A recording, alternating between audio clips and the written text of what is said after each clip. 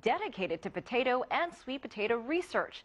To talk more about China's plans to promote the crop's consumption and production, we're now joined from Beijing by Xiaoping Liu, head of the International Potato Center throughout Asia and the Pacific. Mr. Liu, thank you for joining us. Thank you.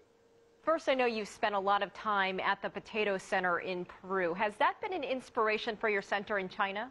For the national level, we have not such a formal and high standard research unit in China. So this is why we have such a cooperative project between CIP and China. So we try to establish such center in China. So this is become part of the CIP, and we try to, strengthen the collaboration and the linkage, because the two sides have their own advantage to improve the research in the future. You said potential. What kind of potential does the potato offer China? Yes, this is a very good question. And, the food security is the first priority for the Chinese people as well as the government. Compared with the other serious crops like rice, maize, and wheat, the increased potential is not as big as potato and sweet potato.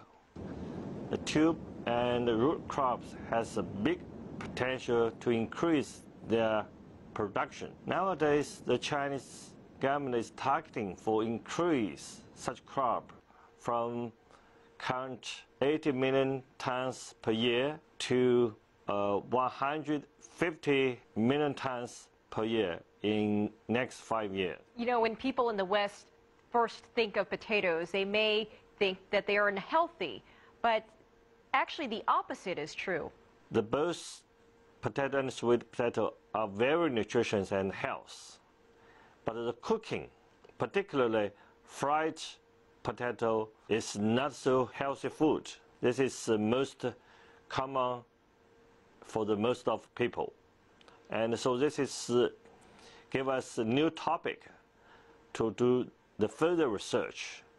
How do we improve or change the processed way for the tube and root crops? If we cook it well, I think the more healthy food as such kind of crop. Mr. Liu, thank you for joining us from Beijing. Thank you.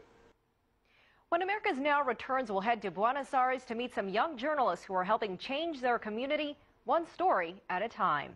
Stay with us. Welcome back.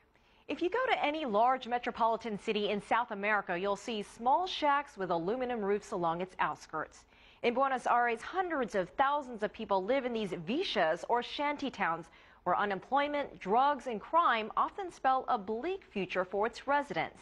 However, one organization in the Argentine capital is using communication to improve living conditions there. Mundo Villa is a multimedia group that chronicles everyday life in the shanty towns. Using hyper-local reporting techniques on broadcast, print, and online outlets, Mundo Villa not only develops a new generation of journalists, but also gives a voice to many who have long been ignored. America's Now contributing correspondent Brian Burns met some young reporters, and he brings us their story from Buenos Aires. It's Monday afternoon, and the latest edition is hot off the press. This newspaper may only be 12 pages long, but for its readers, it has all the news that pertains to their world, Mundo Villa, or Shantytown world. All the articles are researched and written by their fellow Shantytown residents. It's citizen journalism in action. The newspaper is distributed free of charge throughout the shanty towns in and around the Argentine capital of Buenos Aires. It is just one facet of a burgeoning multimedia group that also includes a website, radio station, TV channel, and social media, all of which produce reports on life inside these marginalized barrios known as Villa Miserias, or misery villages, whose poverty-stricken residents are mostly provincial Argentines and immigrants from Bolivia, Paraguay, and Peru. 17-year-old Israel Lede